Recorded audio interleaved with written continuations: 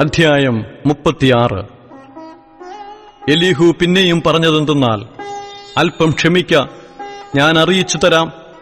ദൈവത്തിനു വേണ്ടി ഇനിയും ചില വാക്ക് പറവാനുണ്ട്. ഞാൻ ദൂരത്തുനിന്ന് അറിവ് കൊണ്ടുവരും. എന്റെ സൃഷ്ടാവിന് നീതിയെ ആരോപിക്കും. എന്റെ വാക്ക് ഭോഷ്കല്ല, നിശ്ചയം. അറിവ് തികഞ്ഞവൻ നിന്റെ അടുക്കൽ നിൽക്കുന്നു.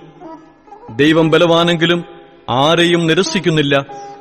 അവൻ വിവേകശക്തിയിലും ബലവാൻ തന്നെ. അവൻ ദുഷ്ടന്റെ ജീവനെ രക്ഷിക്കുന്നില്ല. ദുഃഖിതന്മാർക്കോ അവൻ ന്യായം നടത്തിക്കൊടുക്കുന്നു. അവൻ നീതിമാന്മാരിൽ നിന്ന് തന്റെ കടാക്ഷം മാറ്റുന്നില്ല. രാജാക്കന്മാരോടുകൂടെ അവരെ സിംഹാസനത്തിൽ ഇരുത്തുന്നു. അവർ എന്നേക്കും ഉയർന്നിരിക്കുന്നു. അവർ ചങ്ങലകളാൽ ബന്ധിക്കപ്പെട്ട് കഷ്ടതയുടെ പാശങ്ങളാൽ പിടിക്കപ്പെട്ടാൽ അവൻ അവർക്ക് അവരുടെ പ്രവൃത്തിയും അഹങ്കരിച്ചുപോയ ലംഘനങ്ങളും കാണിച്ചു കൊടുക്കും.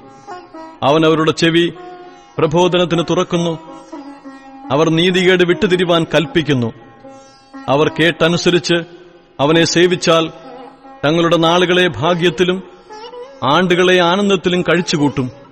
കേൾക്കുന്നില്ലെങ്കിലോ അവർ വാളാൽ നശിക്കും, ബുദ്ധിമോശത്താൽ മരിച്ചുപോകും. ദുഷ്ടമാനസന്മാർ കോപം സംഗ്രഹിച്ചു വയ്ക്കുന്നു. അവൻ അവരെ ബന്ധിക്കുമ്പോൾ അവർ രക്ഷയ്ക്കായി വിളിക്കുന്നില്ല. അവർ യൗവനത്തിൽ തന്നെ മരിച്ചുപോകുന്നു. അവരുടെ ജീവൻ ദുർനടപ്പുകാരുടേതുപോലെ നശിക്കുന്നു. അവൻ അരിഷ്ടനെ അവന്റെ അരിഷ്ടതയാൽ വിടുവിക്കുന്നു. പീഡയിൽ തന്നെ അവരുടെ ചെവി തുറക്കുന്നു. നിന്നെയും അവൻ കഷ്ടതയുടെ വായിൽ നിന്ന് ഇടുക്കമില്ലാത്ത വിശാലതയിലേക്ക് നടത്തുമായിരുന്നു. നിന്റെ മേശമേൽ സ്വാദുഭോജനം വയ്ക്കുമായിരുന്നു.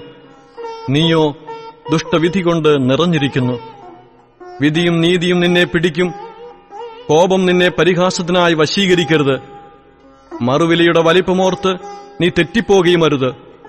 കഷ്ടത്തിൽ അകപ്പെടാതിരിപ്പാൻ നിന്റെ നിലവിളിയും ശക്തിയേറിയ പരിശ്രമങ്ങളൊക്കെയും മതിയാകുമോ? ജാതികൾ തങ്ങളുടെ സ്ഥലത്തുവെച്ച് മുടിഞ്ഞുപോകുന്ന രാത്രിയെ നീ കാക്ഷിക്കരുത്. സൂക്ഷിച്ചുകൊള്ളുക, നീതികേടിലേക്ക് തിരിയരുത്.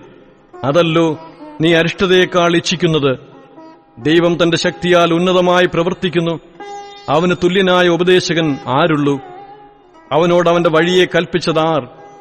നീ നീതികേട് ചെയ്തു എന്ന് അവനോട് ആർക്കു പറയാം? അവന്റെ പ്രവൃത്തിയെ മഹിമപ്പെടുത്തുവാൻ നീ ഓർത്തുകൊള്ളുക. അതിനെക്കുറിച്ചല്ലോ മനുഷ്യർ പാടിയിരിക്കുന്നത്. മനുഷ്യരൊക്കെയും അത് കണ്ട് രസിക്കുന്നു. ദൂരത്തുനിന്ന് മർത്യൻ അതിനെ സൂക്ഷിച്ചു നോക്കുന്നു.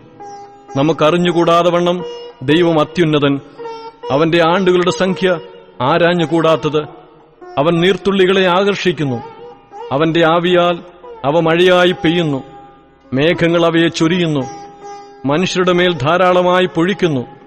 ആർക്കെങ്കിലും മേഘങ്ങളുടെ വിരിവുകളെയും അവന്റെ കൂടാരത്തിന്റെ മുഴക്കത്തെയും ഗ്രഹിക്കാമോ? അവൻ തന്റെ ചുറ്റും പ്രകാശം വിരിക്കുന്നു. സമുദ്രത്തിന്റെ അടിയെ മൂടുന്നു. ഇവയാൽ അവൻ ജാതികളെ ന്യായം വിധിക്കുന്നു.